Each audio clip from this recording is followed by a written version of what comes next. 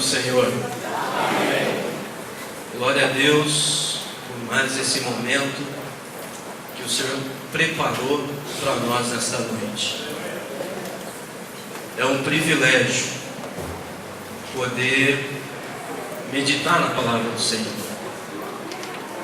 entregar os nossos louvores e adoração ao Senhor. Ele é digno de todo o nosso louvor, de toda a nossa adoração. A graça do Senhor está sobre a sua vida, amém? Crê nisso? Então convido você a abrir a sua Bíblia, 2 Coríntios capítulo 12.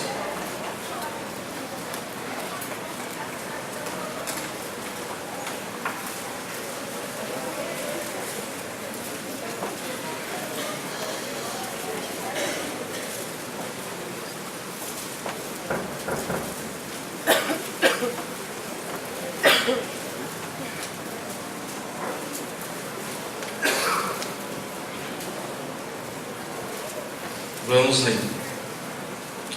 Capítulo 12, verso 1.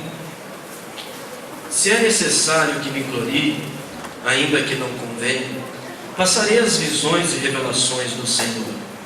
Conheço um homem em Cristo que há 14 anos foi arrebatado até o terceiro céu. Se no corpo ou fora do corpo, não sei, Deus o sabe. E sei que o tal homem, se no corpo ou fora do corpo, não sei, Deus o sabe, foi arrebatado ao paraíso e ouviu palavras inefáveis, a quais não é lícito ao homem referir. De tal coisa me gloriaria, não porém de mim mesmo, salvo nas minhas fraquezas. Pois se eu vier a gloriar-me, não seria nécio, porque diria a verdade, mas abstenho-me para que ninguém se preocupe comigo mais do que em mim vê ou de mim ouve. E para não me ensoberbecesse com a grandeza das revelações, foi-me posto um espinho na carne, mensageiro de Satanás, para me esbofetear, a fim de que não me exalte. Por causa disso, 3 vezes pedi ao Senhor que o afastasse de mim. Então ele me disse: a minha graça te basta, porque o poder se aperfeiçoa na fraqueza. De boa vontade, pois mais me gloriarei nas fraquezas, para que sobre mim repouse o poder de Cristo. Pelo que me sinto prazer nas fraquezas, nas injúrias, nas necessidades, nas perseguições, nas angústias, por amor de Cristo, porque quando sou fraco, então é que sou forte. Amém? Vamos orar. Querido Deus, soberano Pai, nós te louvamos, Senhor, por esse momento sublime em nossa vida.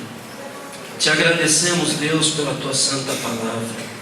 Peço, Pai, que o Senhor venha visitar cada um de nós, que o teu evangelho venha resplandecer sobre a nossa vida, que possamos sair daqui totalmente diferentes, mas convictos que algo sobrenatural aconteceu em nossa vida. Que eu possa ser um canal de bênção, Senhor, para a tua amada igreja nesta noite. É que eu lhe peço e te agradeço desde já. Amém. Paulo, do capítulo 10 até o 13 de 2 Coríntios, ele defende o apostolado dele. E ele começa o capítulo 12 dizendo que ele foi arrebatado até o terceiro céu. Você tem noção do que é isso? Ele chegou até o terceiro céu. Diz que chegou ao paraíso. Diz que ouviu palavras inefáveis. Ele tinha tudo para se vangloriar. Ele tinha tudo para ser orgulhoso. Paulo era um homem culto, um homem influente, um homem que perseguiu a igreja do Senhor, mas um homem que teve um encontro com Cristo. E Paulo, ele sofria de algo que ainda não temos certeza o que era, mas uma certeza que eu tenho é que isso incomodava muito Paulo, a ponto de Paulo 3 vezes falar com Deus a respeito desse problema a qual ele passava. E Deus vira para ele e fala assim: Paulo, a minha graça te basta. Quantas vezes, amados, nós também já chegamos diante do Senhor e colocamos aquela situação diante dele, pedimos para ele, clamamos a ele, e as coisas não mudam, e aquela situação continua ali, e Deus vira para nós e fala assim: olha, a minha graça te basta. E eu fiquei pensando nesse assunto, a minha graça te basta. Eu, como pai, e muitos aqui são pais, têm filhos, e se o seu filho pedir algo que está ao seu alcance, você vai e faz, porque você não quer ver o seu filho sofrendo, você não quer ver o seu filho angustiado por algo. E eu fico imaginando, Deus é o nosso Pai, somos filhos de Deus, através do sacrifício do nosso Senhor e Salvador Jesus Cristo naquela cruz do Calvário, nós passamos a fazer parte da família de Deus. E de repente eu estou com uma enfermidade, ou é um problema na família, ou é algo assim, e você pede, mas não vem nada, irmão. E de repente você pode ouvir uma voz assim: a minha graça te basta. E pensando nisso, e meditando na vida de Paulo, e por que Paulo se cala quando Deus fala para ele: Paulo, a minha graça te basta. Paulo se calou. E eu fiquei pensando, mas por que Paulo ficou quieto? Por que Paulo não volta mais a tocar no assunto? E Paulo teve um ministério extraordinário. E pensando nisso, eu convido você a abrir a sua Bíblia em Atos capítulo 9, que foi um momento da conversão de Paulo. Por que Paulo não fala mais nada a respeito daquele assunto? Quais os benefícios que a graça de Deus proporciona a você? Quais os benefícios que a graça de Deus proporciona a nós? Olha o verso 1 do capítulo 9, diz assim: Saulo, respirando ainda ameaças e morte contra os discípulos do Senhor, dirigiu-se ao sumo sacerdote e lhe pediu cartas para as sinagogas de Damasco, a fim de que, caso achasse alguns que eram do caminho, assim homens como mulheres, o levasse presos para Jerusalém. Seguindo ele estrada fora, ao aproximar-se de Damasco, subitamente uma luz do céu brilhou ao seu redor, e caindo por terra, ouviu uma voz que lhe dizia: Saulo, Saulo, por que me persegues? Amados, eu fico imaginando Saulo naquela altura, que ainda não tinha o nome de Paulo. Ele estava fazendo aquilo porque ele achava que ele estava fazendo certo. Ele era um homem temente a Deus, um judeu fiel às suas tradições. Ele achava que ele estava perseguindo um povo que não era o povo de Deus. E ele pega cartas. Ele tinha autorização para entrar nas sinagogas, e se houvesse cristãos ali, levarem eles presos. Mas quando ele está indo para lá, uma luz brilha.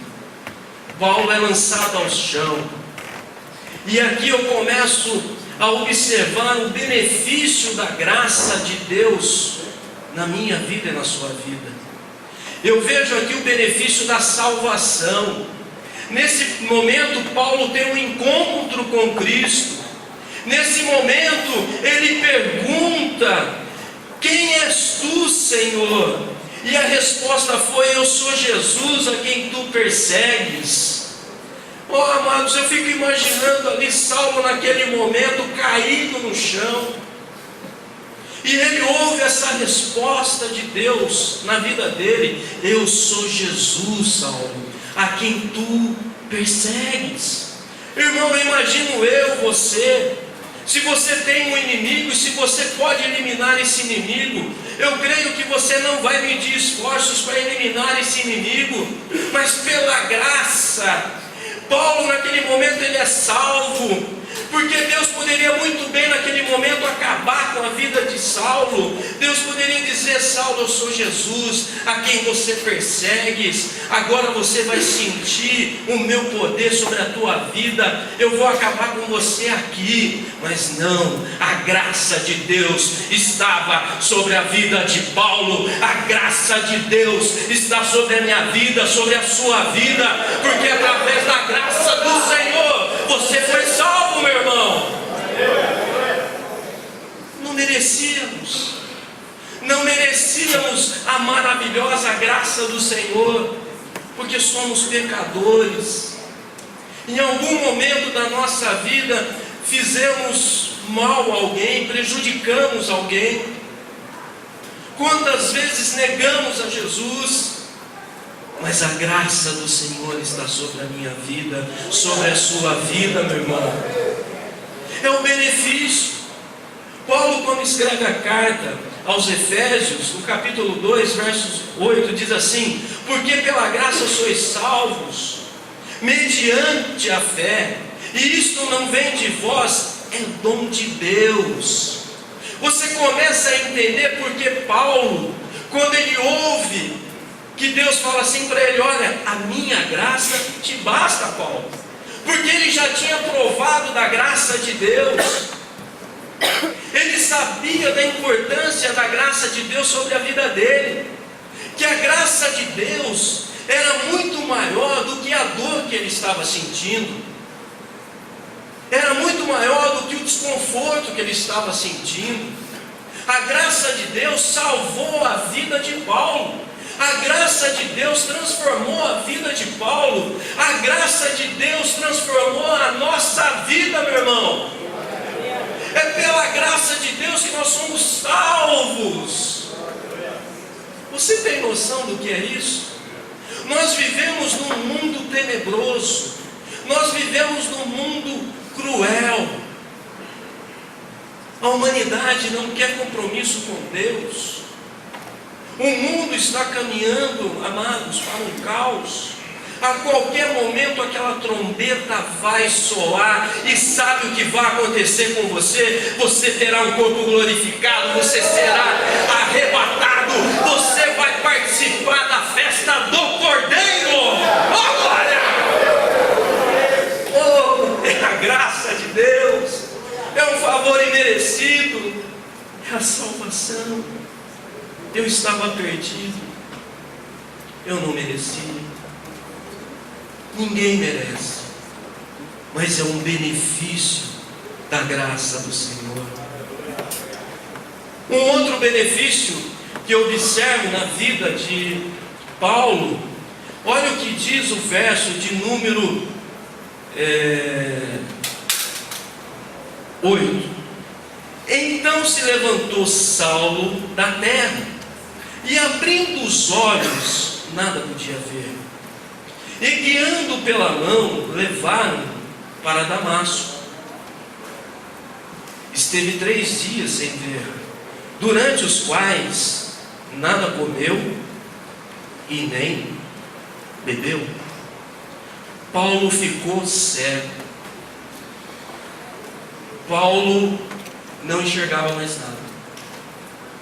Paulo precisava de um milagre. Quantos aqui precisam de um milagre? A graça está aqui. O dono da graça está aqui. Paulo estava cego, e Deus, da sua graça, olha para Paulo e envia um homem chamado Ananias e diz para Ananias: olha, vai até Paulo e você vai impor a mão sobre Paulo e você vai orar por Paulo, e Paulo vai voltar a enxergar. A graça de Deus está sobre a nossa vida.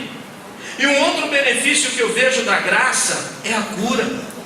Olha o que diz o verso de número 18: imediatamente lhe caíram dos olhos como umas escamas, e tornou a ver. A seguir levantou-se e foi batizado. A cura do Senhor está à nossa disposição através da graça.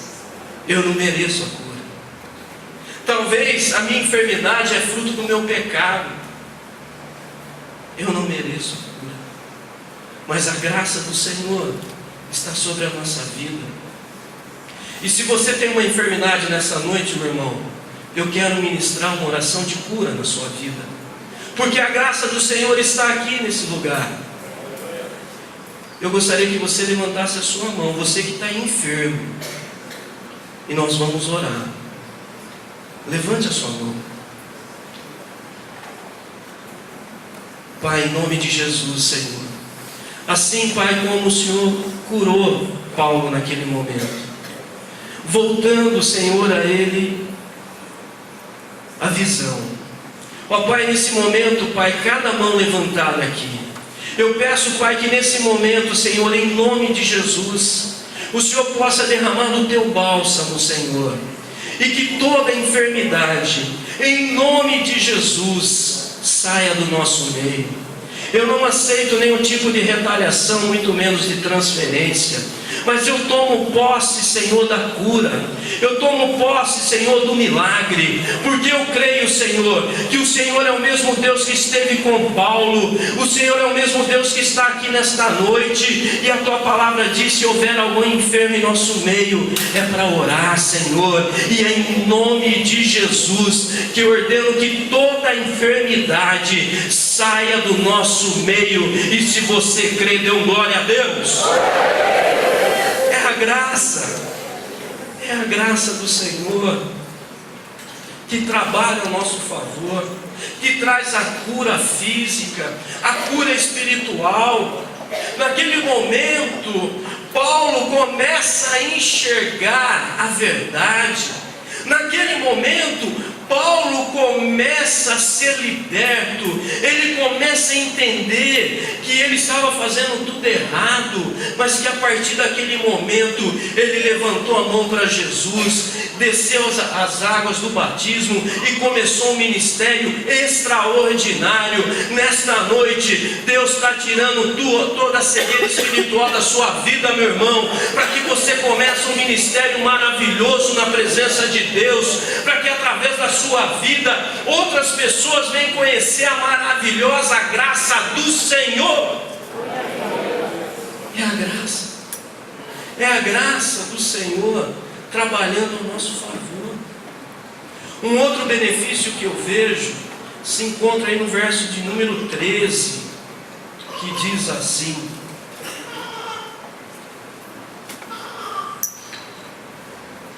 Ananias, porém, respondeu: Senhor, de muitos tenho ouvido a respeito desse homem, quantos males tem feito aos teus santos em Jerusalém. Verso 15: Mas o Senhor lhe disse: vai, porque este é para mim um instrumento escolhido para levar o meu nome perante os gentios e reis, bem como perante os filhos de Israel. Pois eu lhe mostrarei quanto lhe importa sofrer pelo meu nome. Um outro benefício da graça é o perdão. Ananias fala: Senhor, mas esse homem perseguia, esse homem prendeu o teu povo, esse homem mandou matar o teu povo, esse homem recebeu cartas dos sacerdotes para prender o teu povo, e o Senhor me manda lá dia, Ananias, porque eu escolhi ele. Nós fomos escolhidos pela graça, não merecíamos, éramos pecadores, caminhávamos a passos largos para o inferno, mas Deus olhou para mim, Deus olhou para você, como a irmã Valéria leu aqui, João 3,16, Deus amou o mundo de tal maneira que deu seu Filho unigênito, para que todo aquele que nele crê não pereça, mas tenha vida eterna. É a graça do Senhor, é o perdão de Deus sobre a minha vida, sobre a sua vida. Saulo não merecia, nós não merecíamos, mas fomos alcançados, fomos perdoados, lavados pelo sangue do Cordeiro, para termos vida em abundância. É a graça do Senhor. E ainda, quando você lê 1 João, diz lá: filhinhos, não pequeis, mas se pecar, lembra que tem um advogado que intercede por nós, que está sentado à direita de Deus Pai. Quando ele olha para o Edson e fala assim: pai, dê um pouquinho mais de paciência com ele. É a graça. É a graça, pastor Marcos, é a graça. Tenha um pouco de paciência, eu estive lá, eu passei por isso que eles estão passando, eu sei o quanto é difícil. Perdoa, pai, tenha paciência. Eles vão chegar lá, eles vão conseguir, porque eu paguei um alto preço por cada um deles.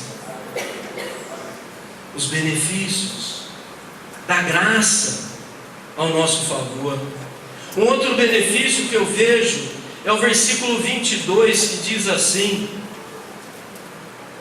Saulo, porém, mais e mais fortalecia e confundia os judeus que moravam em Damasco, demonstrando que Jesus é o Cristo.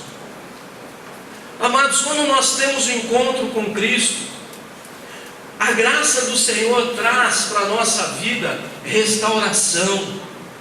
Aquele homem foi totalmente restaurado pelo Senhor. Aquele homem recebeu um toque do Senhor. E de perseguidor, ele passa a ser perseguido. Mas à medida que avançava o ministério de Paulo, mais e mais ele ia provando da graça do Senhor. Porque ele começou a sentir na pele o quanto era importante sofrer por causa do nome do Senhor. Mas Deus restaurava ele todos os dias. Deus falava para ele: vai em frente, Paulo, não desista, há muita coisa por fazer, você tem que chegar diante dos reis, você tem que pregar o meu evangelho diante dos gentios. Vai, Paulo, não desista. E ele ia restaurando a força de Paulo.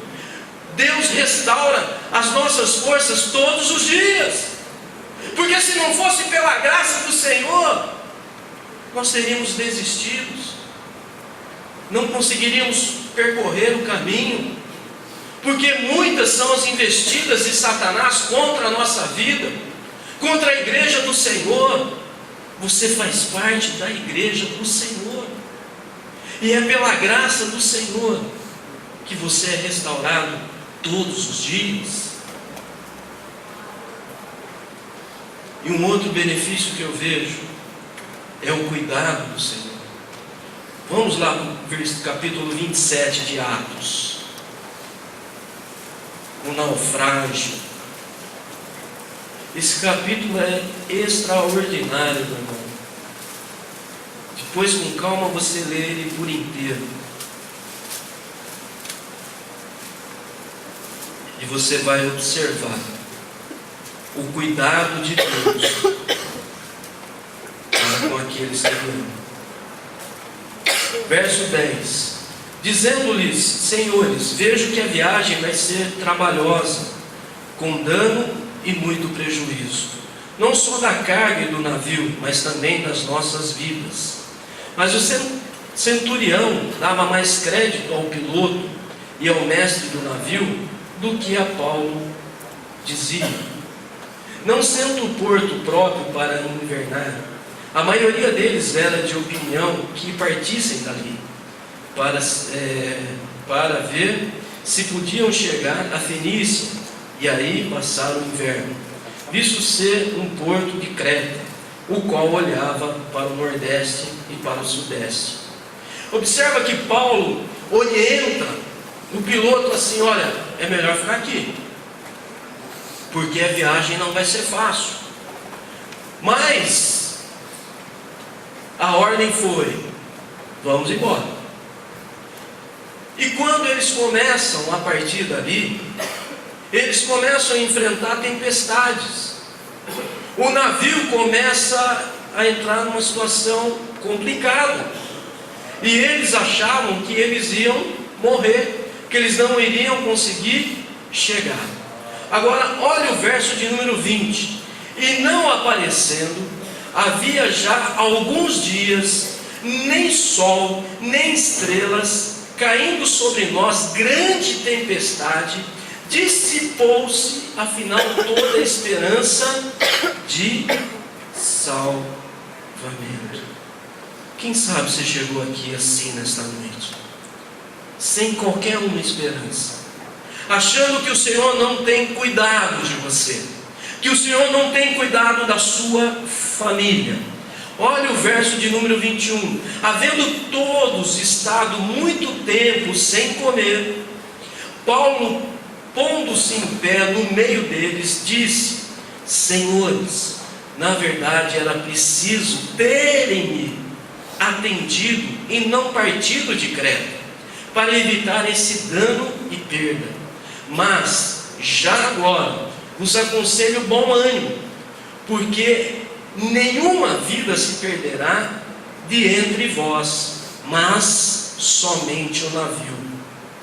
Porque esta mesma noite o anjo de Deus, de quem eu sou e a quem sirvo, esteve comigo dizendo: Paulo, não temas, é preciso que compareças perante César, e eis que Deus, por sua graça, te deu todos quantos navegam contigo. Amados, não temas, não fique preocupado, porque Deus está cuidando de você, Deus está cuidando da tua família. Observa que eles enfrentaram aquela tempestade, que eles não queriam nem comer de tanta ansiedade, de tanta preocupação, de tanta angústia, porque a vida deles estava em perigo. Mas havia um homem de Deus ali, e você é um filho de Deus, amados. Aonde você está, ali há um propósito na sua vida.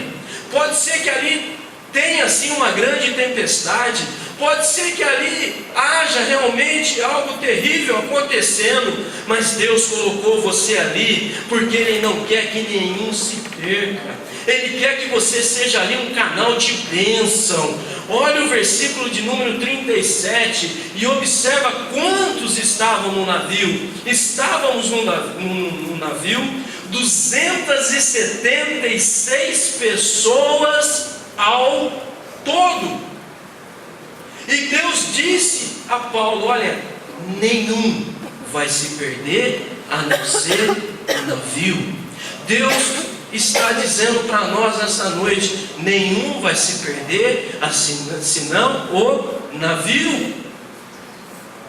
Deus confiou em suas mãos a tua família. As suas orações estão sendo ouvidas. As lágrimas que correm pelo seu rosto, Ele está vendo. A angústia que você está passando, Ele também está vendo. Mas às vezes, amados, é necessário. Mas a graça de Deus está sobre a sua vida. Ele está cuidando de você. Ele está cuidando da sua família. Ele está cuidando do seu filho, do seu marido, da sua esposa, do seu ente querido. porque Ele está ouvindo as suas orações. Assim como Ele ouviu as orações de Paulo no meio daquele naufrágio. E olha o verso de número 44: quanto aos demais que se salvassem, uns em tábuas e outros em destroços do navio, e foi assim que todos se salvaram em terra. E foi assim que todos se salvaram em terra. É a graça do Senhor, é a maravilhosa graça do Senhor trabalhando ao nosso favor. A graça de Deus está sobre a sua vida, meu irmão. Paulo sabia disso. Por isso que quando ele ouviu do Senhor, Paulo, a minha graça te basta, ele ficou tranquilo, porque ele sabia que Deus estava cuidando dele. Ele sabia que os propósitos que Deus tinha para a vida dele, todos, um por um, Deus iria cumprir, porque Deus não é homem para que minta. Deus tem um grande propósito na tua vida, meu irmão, e a graça dele está sobre você.